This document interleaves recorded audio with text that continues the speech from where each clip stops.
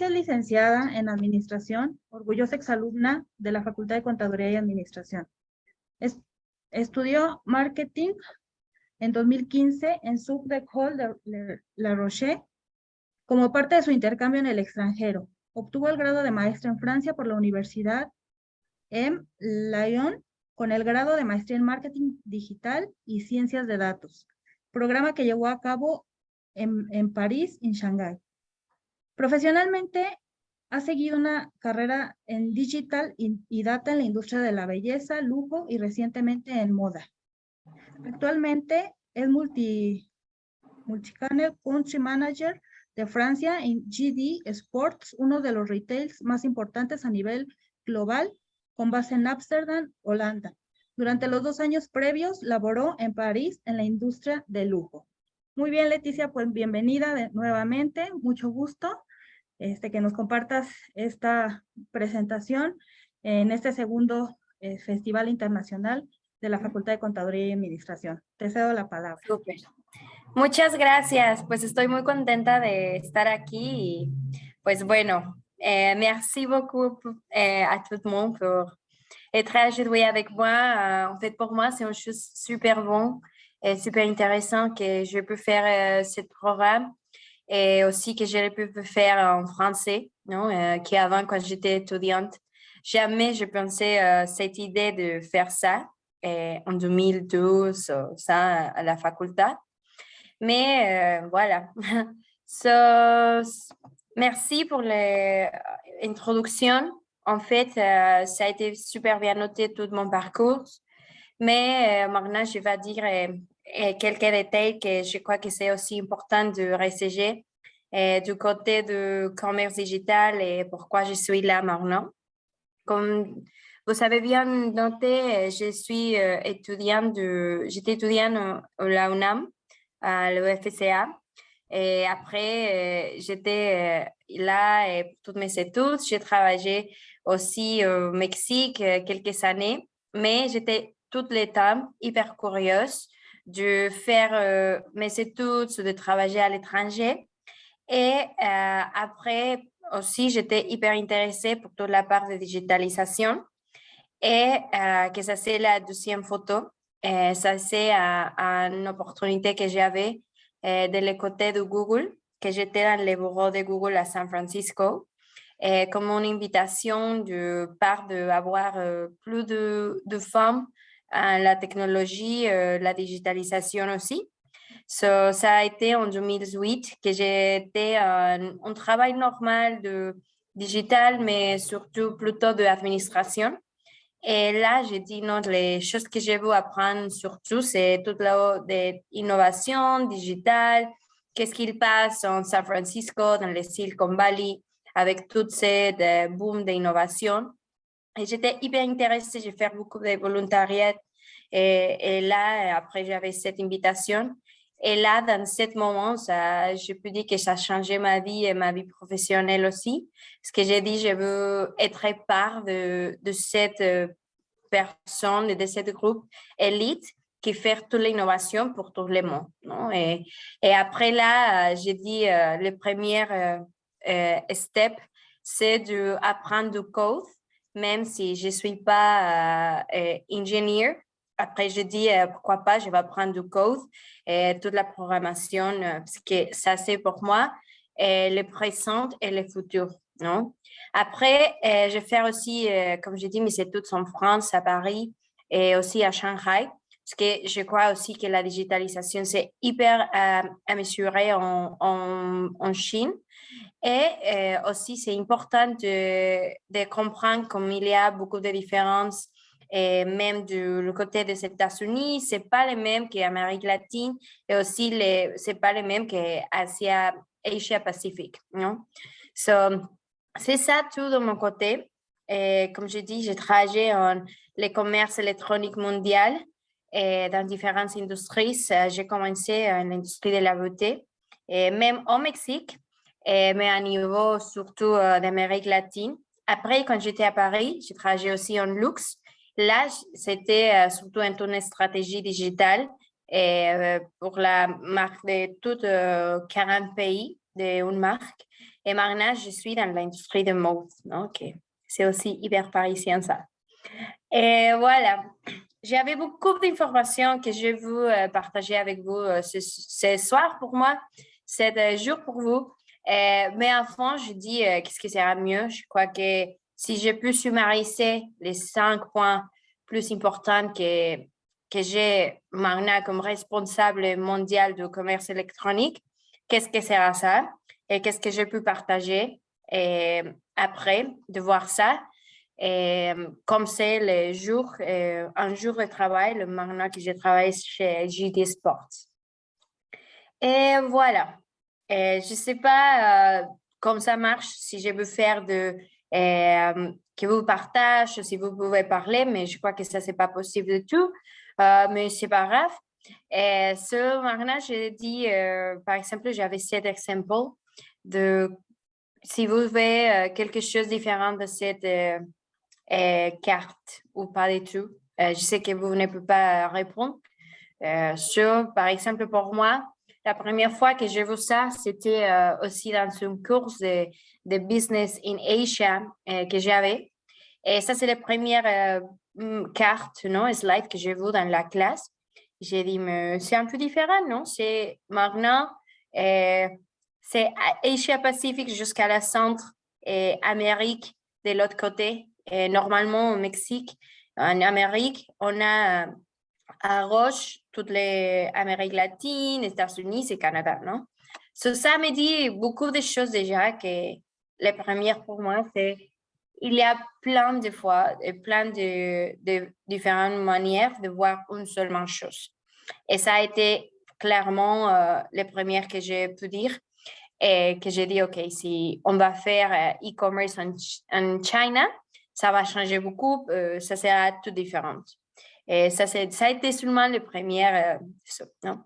Et alors que moi, mon expérience est en e-commerce et social media et tout le côté digital.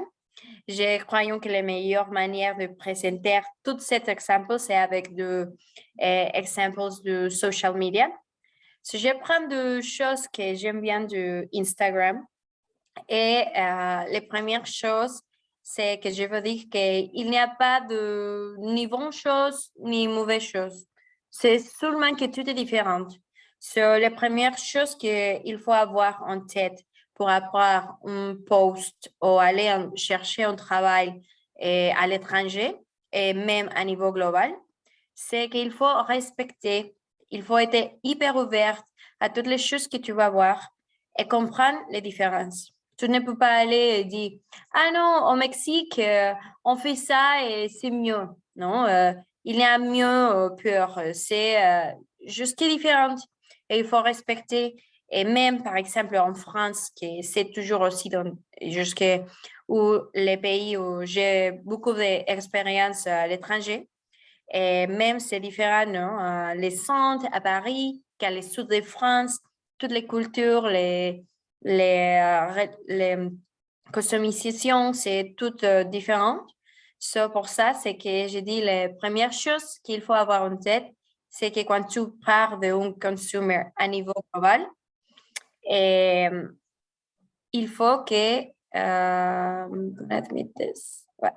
Il faut qu'on respecte, non? C'est pour ça que j'ai pris ça, que c'est un compte que j'adore, qui s'appelle Watching New York. Et tu peux voir toutes les street styles qu'il y a dans New York. Et c'est hyper bizarre, hyper différent tout le temps. Et pour ça, c'est que j'ai pris cet exemple parce que c'est dressed in black, que black et le noir, c'est normalement les couleurs les plus basiques, les plus traditionnelles. Mais comme ça n'importe quoi, les personnes les peuvent prendre et les peuvent utiliser comme ils veulent. C'est une effort de bon ou mauvais, c'est juste que différent. Il faut avoir cette mindset comme première chose si tu veux avoir un travail ou une position à niveau global. Et voilà. La deuxième, c'est que je dis, c'est soyez hyper critique. Et j'appelle ça comme le pouvoir des questions, non? Et je prends cet exemple de où, et je sais s'il y a de femmes ici surtout, vous connaissez bien cette banque australienne. Et par exemple, ils étaient la première marque à niveau global de faire cette iconique chaussures qui sont hyper chauds, hyper jolis, hyper bons, mais que les bons, c'était en 2010. Bah, voilà, ça a été quand j'étais aussi jeune. Mais, par exemple, imagine que cette marque dit, voilà, nous sommes les number one et ça va changer rien. Qu'est-ce qui va passer après avec la marque? Ouais. Et maintenant, je crois qu'il n'y a pas beaucoup de personnes qui vous prennent au service avec ces boots, je ne sais pas. Mais qu'est-ce que c'est ça, non? Que les personnes et l'équipe de marque de Our, c'est critique et il fait des questions.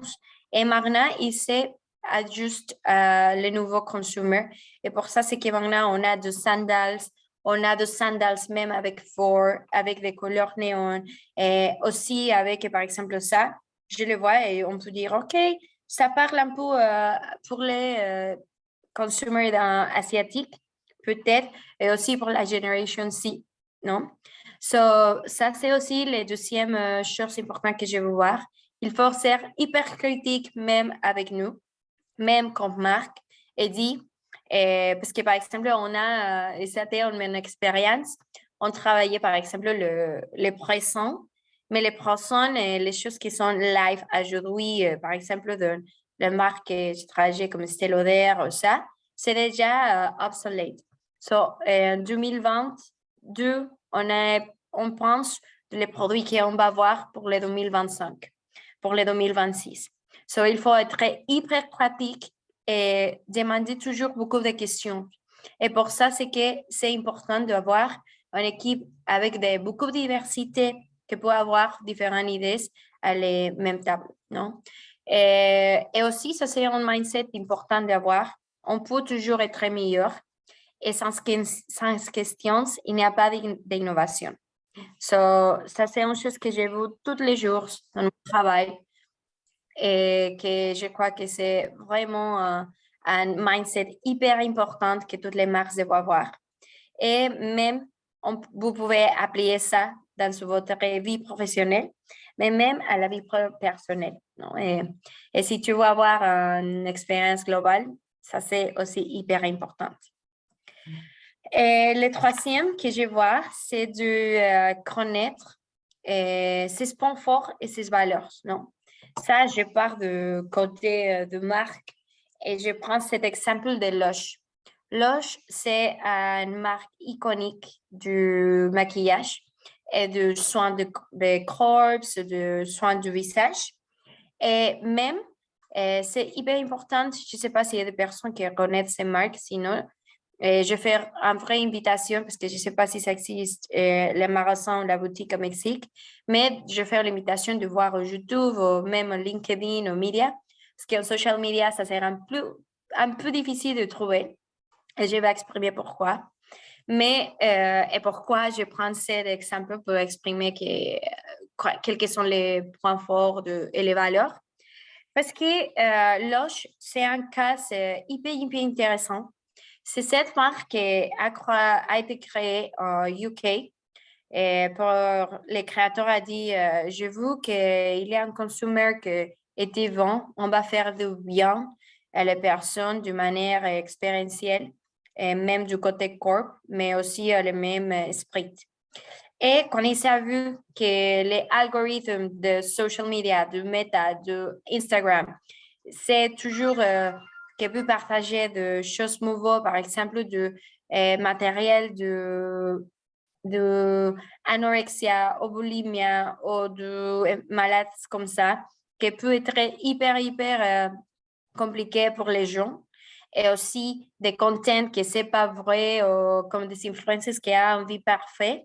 Ils croient que ça change beaucoup de choses dans la santé de l'esprit. C'est pour ça qu'il avait décidé de quitter tous les budgets et toutes social media. Et même ça, je crois que c'est hyper flippant qu'on a cet exemple parce que c'est même en 2022, c'est une marque aussi globale et on ne peut pas avoir rien de content. Il ne fait rien en organique, rien en paid, of course. So, ça, c'est un exemple que je peux pouvoir de dire.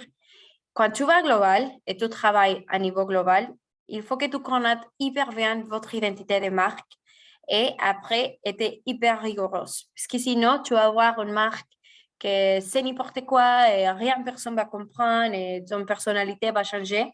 C'est important d'avoir été rigoureuse avec tes valeurs et après, voir comme tu peux changer un peu les communications et la façon que tu parles à les consommateurs, mais les valeurs, ça reste les mêmes. Et après, à Paris, à le luxe, c'est toujours comme ça. The best in class experience. De donner tout le mieux. Si tu vas donner et tu connais bien tes valeurs, alors il faut les respecter et essayer d'être les meilleurs pour les faire, non? Et pour ça, c'est que France, en général, et Paris, c'est un exemple iconique du luxe parce que les choses qu'il s'est fait là, il les fait hyper bien et à la première fois, non? Ça, c'est aussi un learning que j'ai à voir et que je veux partager, je crois que je veux vous regarder aussi pour ma vie. Parce que c'est un niveau d'oxygène très, très grand. Et pour ça, c'est que je vais vous parler, par exemple, de quelques exemples du mois de juin que j'ai vu, des marques emblématiques que je suis sûre que vous connaissez, non? Que c'est Levi's et que c'est Dior, non? Levi's, on connaît-tu? Dior, on connaît-tu? Je ne vais pas exprimer les marques. Mais par exemple, ça c'est bien du rare. Qu'est-ce qu'ils avaient fait? Les deux marques, qui sont hyper globales et qu'ils connaissent super bien ses valeurs et ses consommateurs. Non, on ne peut pas comparer Levi's et Dior à niveau de consumer, mais on peut comparer à niveau global et d'histoire des marques. Par exemple, ça c'est chose qu'ils savaient en juin. Et j'ai pris juin parce que juin, c'est normalement le Pride Month. Il y a des marques qui profitent pour faire greenwashing pour la diversité. Mais Levi's, quand même, je crois que c'est pas greenwashing et que c'est son DNA, c'est part de les valeurs. Par exemple, là, c'est avec un trans et une personne trans qui était avec l'équipe et elle avait fait tout un contenu à cause de cette. Et par exemple, de l'autre côté de Dior, que c'est important de dire que non pourquoi Levi's ou Dior ne partagent pas de LGBTQ content, c'est que c'est pas inclusif, c'est pas ça, mais c'est toujours qu'ils savaient des messages différents, non? En juin, en Dior, qu'est-ce qu'il fait? C'est l'été. L'été, il faut avoir et il faut aller top place du luxe, non? C'est pour ça c'est qu'ils savaient faire cette activation, of course, dans les Hamptons. Tu peux voir les différences de valeurs et que la marque respecte, même à niveau global. Et même si Dior, c'est une marque parisienne, il se fait faire, et j'imagine que si tu vas à les Hamptons et tu profites bien ça, tu peux être dans la même activation qu'ils doivent faire dans le sud de France ou à Monaco et ça sera les mêmes expériences. Parce qu'ils sont hyper rigoureux en ça. Non. C'est important de voir. Et pour les quatrième chose, je veux que de mon côté de data scientist, parce que en fait, j'adore data, j'adore de travailler avec data. Je crois que ça, c'est aussi du key point pour faire la différence dans ton travail. Et même si tu veux avoir une expérience en digital. Non. Les quatrièmes de leçons que j'ai pour travailler en e-commerce à niveau global, c'est de comprendre que presque tout est data. Si tu n'aimes pas de data et tu n'aimes pas de voir des numériques et des informations, tu es perdu. Parce que la programmation, je vois, c'est le nouvel anglais. Et je prends cet exemple ici parce que ça, c'est comme les mêmes messages que j'avais quand j'étais en Google à San Francisco. Qu'ils avaient dit, oui, la programmation, ça c'est le nouveau langue. Et il faut que toutes les personnes parlent bien Python, SQL, HTML, et que tu peux partager, non? Et j'ai dit, non, mais comment est-ce que ça peut être vrai, non? C'est hyper compliqué. même au Mexique, je ne connaissais pas rien. Ou si les personnes te disent de data, tu penses immédiatement à une personne d'ingénierie, technique, ou hyper du côté de sciences. Mais je veux là que si tu veux faire l'innovation en social media, en branding, et même avoir un super gros impact, tout est data, non? Et ça, c'est une chose que ça m'a changé aussi le mindset pour dire, OK, je ne suis pas ingénieur, mais je suis hyper intéressée à comprendre et je veux faire aussi de trends à niveau global sur qu'est-ce qu'il faut faire. Non? Ça, c'est mon recommandation. Apprendre à lire les chiffres, non? Et dans l'e-commerce, on mesure tout. On mesure quand les personnes voient une app, voient aussi combien de temps une personne peut voir une image, combien de personnes achètent les mêmes produits dans les mêmes temps. So, many examples. Mais enfin, c'est que vous n'avez pas de peur pour travailler avec data. Parce que aussi, cette data de business, je trouve que c'est magnifique et c'est pas comme le boring data qu'on a dans l'école quand on est petit, non? Même ou le numérique, non? C'est vraiment important. C'est hyper cool de faire. Même personnellement, que je fais du code en Python, SQL ou HTML, je dirais après 2 années que je fais vraiment ça. Je ne suis pas professionnelle et je ne suis pas un coder. Je ne veux pas faire même data scientist. Je ne peux pas aller par cette parcours, mais je veux apprendre et tu vois, il y a beaucoup de choses, par exemple, au CRM, si j'ai un problème ou quelque chose comme ça, j'ai facilement pu fixer un problème parce que j'essaie de code. Et ça, c'est une chose importante.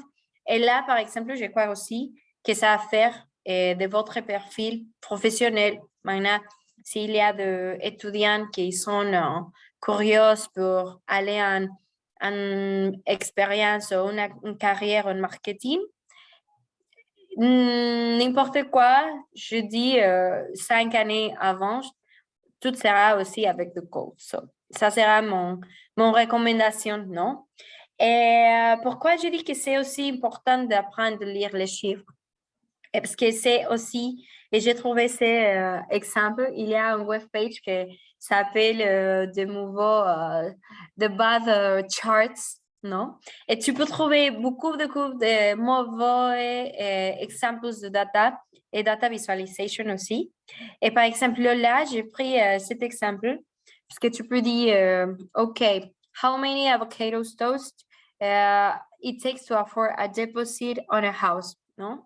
Si tu vois, ils prennent ici l'équipe de BBC, ils vont faire un exemple pour exprimer combien de avotoast il faut acheter pour payer le dépôt d'une maison.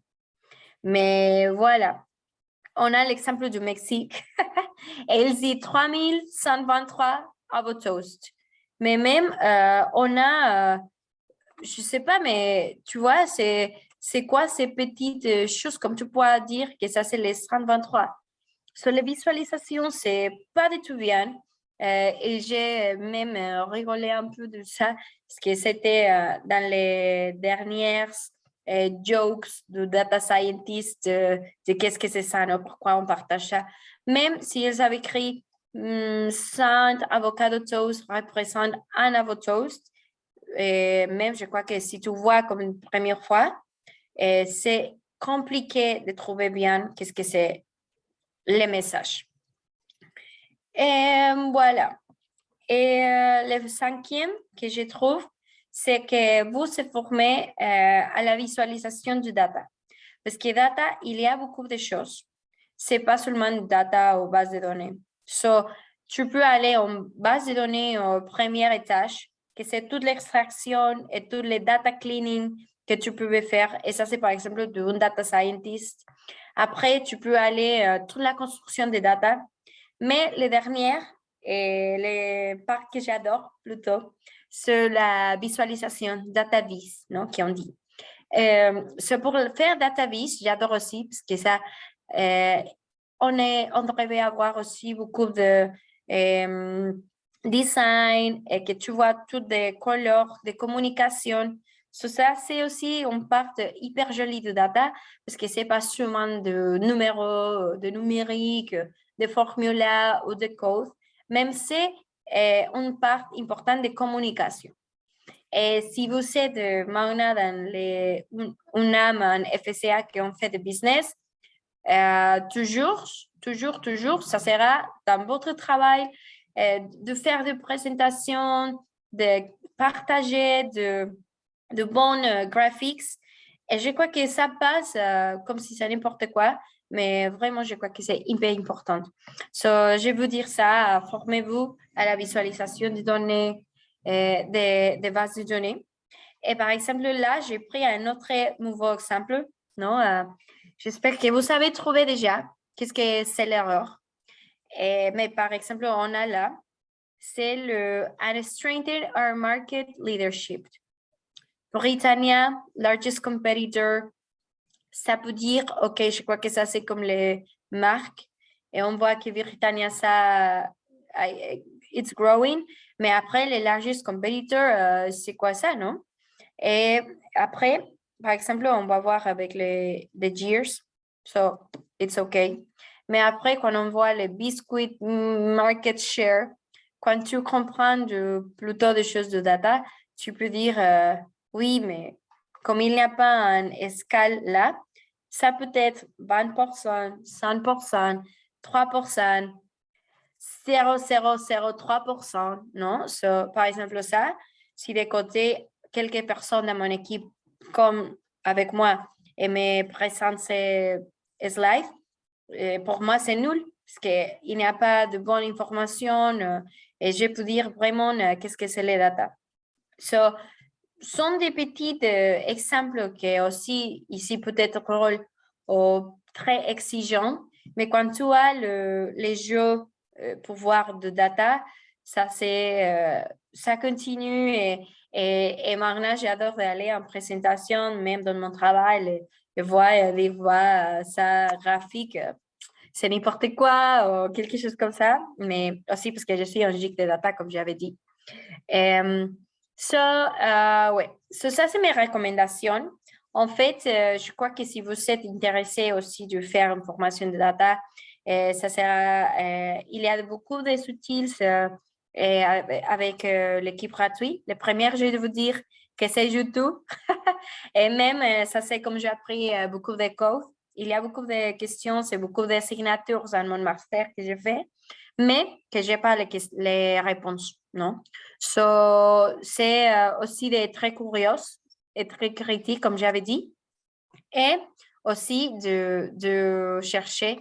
Il y a aussi des autres outils comme s'appelle DataCamp, que j'utilise beaucoup. Et ça, c'est surtout pour SQL, HTML et Python, qui sont, comme j'ai dit, les plus basiques. Donc, si vous vous intéressez dans une carrière dans le monde digital, même que, par exemple, après, je vais exprimer ce que je fais dans mon parcours ou dans mon travail tous les jours, vous allez dire, moi, mais pourquoi tu as un background de data, mais après, je vais exprimer pourquoi make sense. Et vous pouvez voir là, et c'est gratuit. Ça, c'est des outils gratuits, c'est à vous. Et par exemple, ça, c'est intéressant aussi parce que maintenant, je ne sais pas si quelqu'un a fait déjà des applications Amazon, par exemple. C'est dans les requirements, c'est anglais et aussi SQL, non? So, on peut dire que les codes, c'est hyper basique, même si c'est une position de marketing. So, même si tu vas faire marketing, tu vas faire le SQL, parce que tout est data. So, voilà. Je vais finir après toutes ces parts de data et du marketing global. Et je vais présenter un peu qu'est-ce que c'est JD ou JD, que c'est le biggest retailer même en UK, mais aussi le plus important de Europe. Et je vais partager ça. J'espère que vous pouvez voir cette vidéo. Sinon, j'espère que l'équipe m'a pu aider. Est-ce que vous pouvez voir? Can you see my... Vous pouvez voir mon écran? Ou non?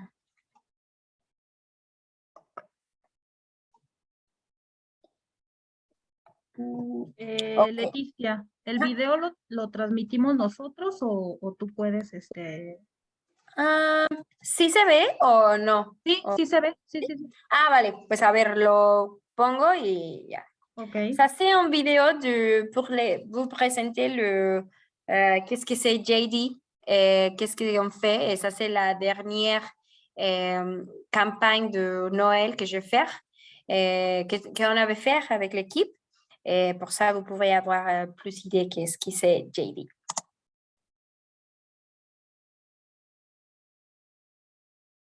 Vemos tu pantalla, pero aún el video no. ¿El sonido no? No, ni el video. O sea, vemos tu pantalla Mm. y dice video, entonces, pero no se ve todavía.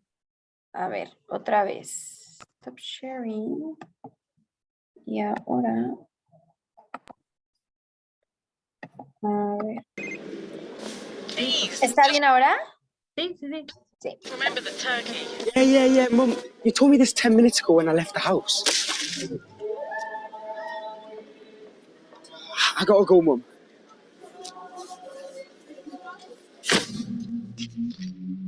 Sorry, bro. They already know who we be. Don't need an intro. We got the game on locked in. Too much. Chatting squeeze over air.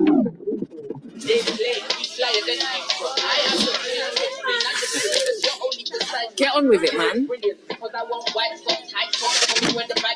at my kick game, new things like ride on, ride off, everybody likes us.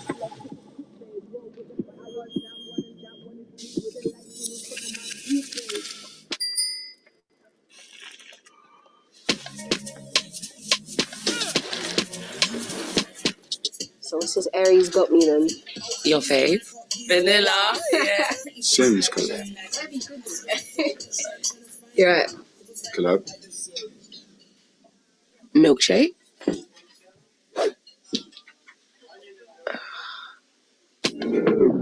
What, you think you got enough mince pies or what? I'm juicy and delicious. Look just like my pictures. All I want for Christmas is a boy who can't switch. I need a jacket because it's cold this winter. Even as the king trims, you don't cut it. All these boys are dogs, train them properly. If I stick with you, then you're lucky. Cause I'll be honest, everybody wants me.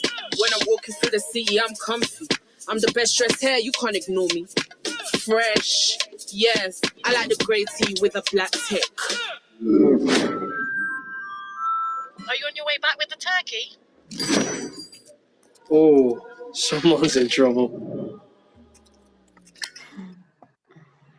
Ok. So, voilà, c'est ça.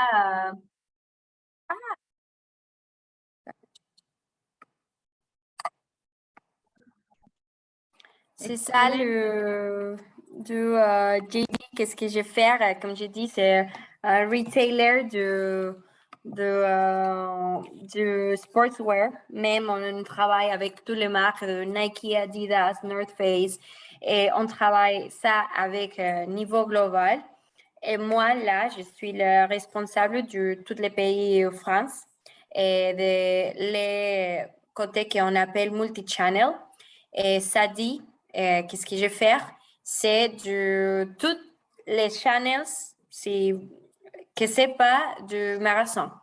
Non, on a du marathon, mais toutes les autres choses du côté digital, je suis en tête de ça pour les pays de France. Et là, j'ai pris ça parce que ça, c'est comme les sujets importants que j'ai pris et que je travaille. Non? C'est toute mon équipe, qu'est-ce qu'ils font. Et les premières, c'est toute la part de performance and trade, que c'est de data, qu'est-ce qu'il passe, où vient mon trafic, qu'est-ce qu'il a acheté, c'est comment mon average order value, my conversion rate, tout ça qu'on traque minute à minute. On fait des estimations tous les jours pour voir qu'est-ce qu'on peut améliorer et qu'est-ce qu'on peut vraiment améliorer du côté commercial. Aussi, je suis, par exemple, ça c'est en 360 de toutes les choses qu'on fait à niveau e-commerce global. Non? Aussi, on fait du content, tous les assets que vous pouvez voir dans son website, comme les top banners, et après, vous va en subcatégorie. Et ça, c'est des choses que vous pouvez voir aussi. Et par exemple, après aussi, je vais faire influencers, social media. Affiliate, c'est un peu comme Groupon, que ça existe au Mexique. Non? C'est comme des autres plateformes, même digitales. Klarna, je crois que ça existe déjà aussi au Mexique. Peut-être, par exemple, aussi comme Rappi. Mais ça, c'est des exemples du Mexique, mais ça, c'est les choses qu'on fait en France, non? Ça, c'est, on garde tout, qu'est-ce qu'on peut faire en promotion spéciale, ou si on va faire un article seulement pour notre marque, ou si on a, par exemple, un lancement de GC ou de Jordan, qui sont les plus vendus, qu'est-ce qu'on peut faire avec toutes les brand strategies. Même de mon côté, qu'est-ce que je vais faire, c'est la part de SEO. Ça, c'est aussi des côtés hyper importantes, même parce qu'on est un retailer. Comme on travaille avec beaucoup de marques et beaucoup de choses, on travaille de vêtements, survêtements, chaussures, accessoires, même du femmes, hommes et juniors, enfants. Voilà, c'est un plan du monde de faire de top view. C'est ça. Après, je fais aussi l'équipe du blog. On travaille avec tous les contenus qu'on peut avoir. Par exemple, là, c'est un exemple intéressant de voir qu'on a un guideline à niveau global. Mais après, si on voulait faire un blog, il faut traduire, mais aussi, il y a des choses qui ne marchent pas bien pour les marchés français. Ça change un peu. CRM, même, que c'est hyper important pour toute la partie digitale. Et la dernière, que c'est paid ads, non? Ça, c'est de social, tous les social ads que vous pouvez voir en Facebook, même en Instagram. Après, aussi paid search, non? Les top views que tu peux voir en Google. Et aussi Google Shopping, que maintenant, je peux dire que c'est un trend de Google. Voilà, c'était ça. Même, comme vous savez, en COVID, toutes les promotions et toutes les choses digitales et le business digital, ça a changé beaucoup et ça a été le boom, non? Ça a changé d'un jour, d'une année à la prochaine, était hyper gros. Maintenant, on a un super growth et c'est ça. Non? J'espère que c'était clair, que c'est intéressant, mais surtout que vous avez un message et aussi que vous pouvez penser si vous voulez faire une carrière dans le côté digital. Intéressant, non? Parce que, par exemple, moi, j'étais hyper curieuse tout le temps d'avoir un travail que je peux faire dans toutes les parts du monde. Digital, si tu veux faire un digital nomade, vraiment, tu le peux faire, non? Voilà. J'espère que c'était bien. Ça, je donne mon contact si vous voulez m'écrire. Et voilà. Je vois qu'il y a des questions. Merci beaucoup pour ça. Et je vais voir. Je crois qu'on les va faire en espagnol. C'est pas grave. Mais pour ça, c'est que je mettrai beaucoup comment on dit, des images. Comme ça sera plus facile de comprendre ce que j'ai dit, même par les personnes qui ne sont pas francophones. Mais voilà. Merci beaucoup. Voy a ir ahora por las preguntas. Y pues, bueno. Ok, la primera es, ¿qué estrategias de e-commerce de lujo crees que podrían extrapolar en e-commerce de retail en México? Bueno, pues, bueno, igual ahí me faltó tal vez mencionar, pero bueno, sí, antes en París estuve directamente en lujo, ¿no? JD no es lujo. Ah, ok, en francés. Ok, on change. Ok, quelle stratégie d'e-commerce de luxe on pouvait faire au Mexique? Ok. Voilà. Et je crois que la première, c'est de comprendre bien ce qu'est le consumer. Et était hyper obsessif avec qu'est-ce qui te va dire les consommateurs. Parce que vraiment, par exemple, on peut avoir Gucci, mais Gucci, les consommateurs, ce n'est pas les mêmes qu'en France. Non, en France, c'est hyper différent, mais les consommateurs de Gucci du Mexique. On peut voir qu'est-ce qui sont les différences. Et, par exemple, le average order value que ton consumer peut avoir et toute la part de demographics, ça c'est hyper important aussi. Et de comprendre aussi les customer journey. Où sont les channels qui parlent à ton consumer. Par exemple, si tu as un consumer de Gucci et tu peux parler avec lui avec social ou avec affiliates ou avec des influencers ou avec un événement et comprendre bien où tu peux parler. Non? Si j'ai pu dire ça, c'est même, la première, c'est comprendre bien ton consumer. Et la deuxième, identifier où tu peux voir le consumer journey et les touch points.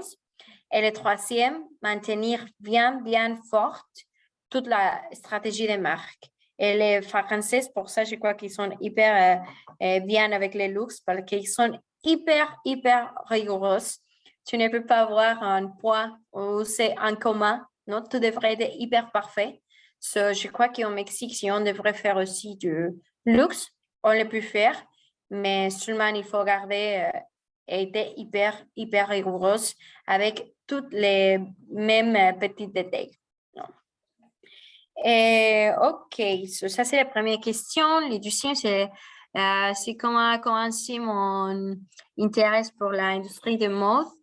Voilà, je crois que ça a été aussi en général.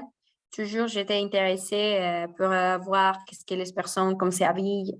Mais pour ça aussi, parce que je vois par exemple en New York, au Paris, au London, la mode, c'est pas seulement un côté de comme tu pourrais être confort ou pas, non? C'est aussi une perspective, c'est un mode d'expression de la personne. Et je crois que c'est aussi intéressant de voir comme toutes les personnes, tu changes de ville ou de pays même. Tu peux voir même et t'imaginer les traditions seulement pour comme les personnes sont habillées, non? C'est pour ça que je suis hyper curieuse de ça parce que tu peux dire un peu de la personnalité de la personne, de la société en général et parce que c'est aussi une opportunité d'express yourself. Je crois que c'est ça. Et à Paris, tu respires tout le temps de mode. Même un jour, c'est le Fashion Week. Et après, il y a beaucoup de choses qui partent de marques. Il y a beaucoup de marques qui sont même hyper nouveaux et ça change. Je crois que c'est ça. Et voilà. J'ai une autre question qui c'est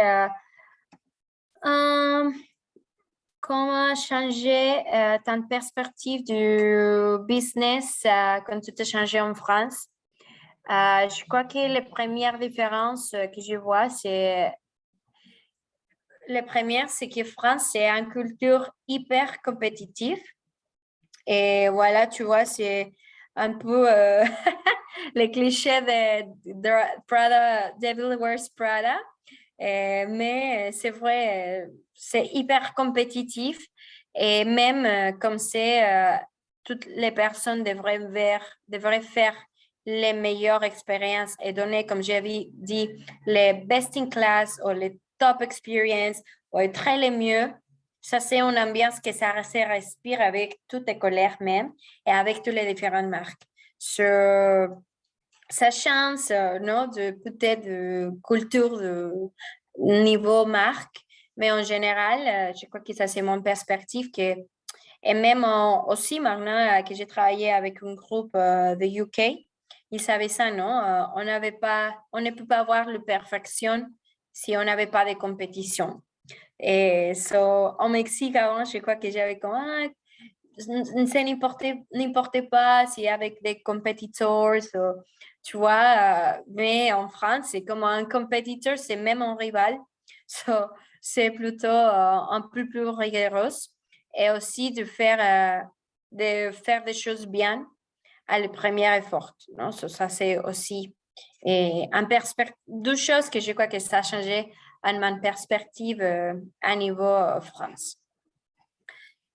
Et voilà.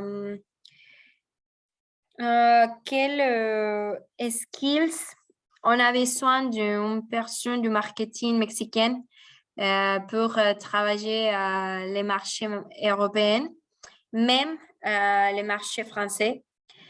Première chose, c'est de parler français.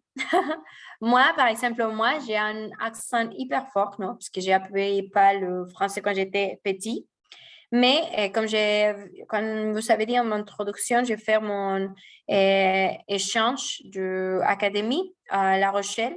Mais j'étais seulement avec les personnes internationales, j'ai parlé seulement anglais. Mais j'ai vu que très bien, pour être en France bien incrusté, il faut parler français. Et même dans les premiers jours de mon école, de mon master, les personnes de l'école m'ont dit, mon coach, parce qu'on avait un coach de carrière, a dit, si vous voulez travailler en France, vous devrez parler en anglais. Et même, je travaillais en Estée Lauder, qui c'est un groupe des États-Unis, mais comme j'étais dans la côté de marque française, que ça a été Darphin, comme Global E-Commerce, c'est Frédéric Malle, qui c'est de perfume, et je devrais faire tout en français.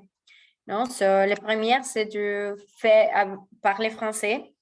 Et moi-même, je l'ai appris quand je suis rentrée en France en 2018. Je parlais pas beaucoup de français, mais je dis, je veux travailler ici, c'est ça. So, don't be scared. Go for it. Si vous ne parlez pas français, vous le pouvez apprendre. Et même, je crois que ça met aussi la culture française, que c'est hyper dur de parler français. Mais voilà, je crois que c'est les mêmes. Seulement que comme le français, ce n'est pas les premières langues foraines, étrangères qu'on parle. C'est un peu plus compliqué. Mais c'est les mêmes. Si tu vas aux États-Unis, au UK, tu devrais parler anglais. Si tu es au Mexique, tu devrais parler espagnol. C'est les mêmes. Je crois que it's okay, non, en France. Et la deuxième, comme j'avais dit, il y a, par exemple, en Paris, tout le monde étude de luxe, tout le monde étude de marketing. Mais ça, c'est une chose intéressante qu'on avait vu aussi avec, par exemple, mon école, parce qu'ils avaient les programmes de luxe et les programmes de digital marketing et data science. C'était intéressant de voir qu'à la fin, Dior, L'Oréal, LVMH, Louis Vuitton, Kering Group, les profils qui étaient recrutés n'étaient pas les profils qui étudiaient le luxe au marketing, parce que ça, il y a beaucoup de personnes, mais les personnes qui étaient recrutées, c'est les équipes de digital marketing et data science. Même si ça a été pour brand strategy ou brand assistant, ça a été hyper focus en data et voilà, non? Ça sera mon chose, trouver une chose que tu peux être hyper spécialisé et avoir, après, tu peux être comme high skill migrant, non? En Europe, que ça, c'est normalement les visas qu'on a pour travailler à l'étranger. Et voilà, j'ai dit ça, c'est les langues et aussi d'avoir un côté de data ou quelque chose de tech. C'est une différence avec toutes les personnes qui étudient seulement une chose de business ou de management. Donc, ça sera mon conseil. Et les dernières questions qu'on a, c'est si c'était facile de m'adapter à tous les protocoles de la culture française. Et voilà, non. Je crois qu'il n'y a pas une adaptation facile. Mais maintenant que je me change un peu aux Pays-Bas, voilà, c'est toujours dur. Mais les choses qui changent, c'est que je peux dire, c'est comme j'avais dit dans mon présentation, les premières, c'est qu'il n'y a pas de choses bonnes ou mauvaises, c'est seulement des choses différentes, non? Par exemple, en France, il fait toujours la pause clope. Non, c'est la pause clope, c'est quand il faut la pause pour aller à fumer. Je ne fume pas et je déteste les cigarettes, tout le cigare. Mais même les pause clope, j'ai trouvé après 1 ou 2 mois que c'était le côté social et c'est de les relations, l'espace de relations plus important pour tous mes collègues. So, après, j'ai dit, OK, je ne fume pas, mais je vais boire avec un café parce que sinon, je ne sais pas bien s'il y a des nouvelles de quelque chose de travail ou de meetings parce qu'il continue le meeting organisationnel, mais dans la rue avec les clubs. Non, ça c'est avec ça c'est une chose de protocole, culture que rien personne te dit, même jusqu'à si tu es hyper incrusté là. Et ça c'est pas facile, mais je crois que le plus important c'est que vous êtes ouverte, voir quelque chose, ils sont différentes et aussi être très critique, non, de that's okay. Ouais, ou si s'il y a des choses qui ne vont bien avec toi, même dire ça. Et voilà. Mais je crois que la culture française, c'est le même avec les différents pays. Peut-être qu'il y a des autres pays qui sont plus faciles. Mais même, par exemple, pour nous qui sommes hispano-parlants, Espagne, peut-être plus facile. Mais par exemple, tous les pays qui require un autre langue étrangère que ce n'est pas l'anglais ou l'espagnol, c'est aussi dur, mais la différence, c'est que vous êtes intéressé, non? Et voilà. Et merci beaucoup. Et ça, c'est toutes les questions. Et n'hésitez pas de m'ajouter en LinkedIn aussi, Laetitia Pérez-Munoz, comme ça dit ça. Et voilà. Et merci beaucoup, Ketsa et toute l'équipe de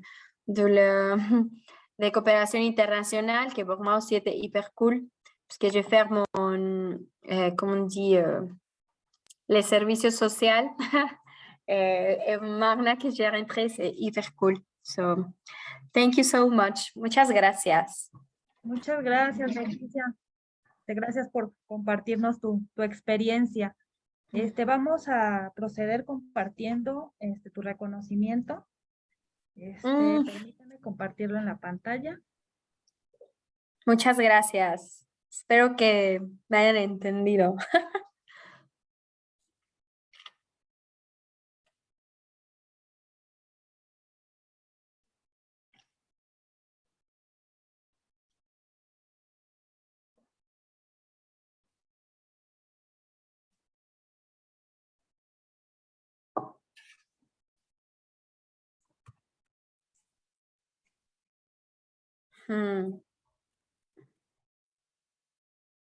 Muchas gracias.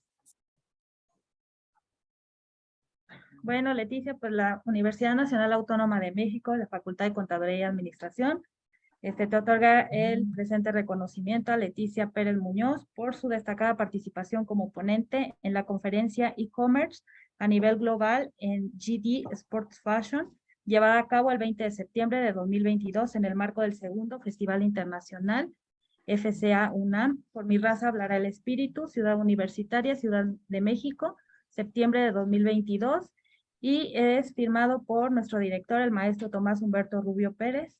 Pues muchas gracias, Leticia, de verdad que gracias por compartirnos tu experiencia. Creo que para todos es muy motivador,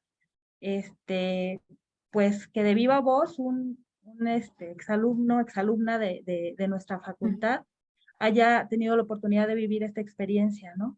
Entonces, pues eso nos anima y nos motiva a todos para alcanzar nuestras metas y saber que hay oportunidades que pues te pueden cambiar la vida y que te llevan a conocer lugares y mundos que Claro. no nos imaginamos, ¿no?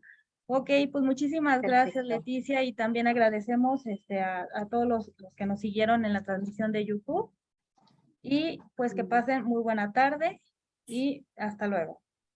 Muchas gracias. Bye.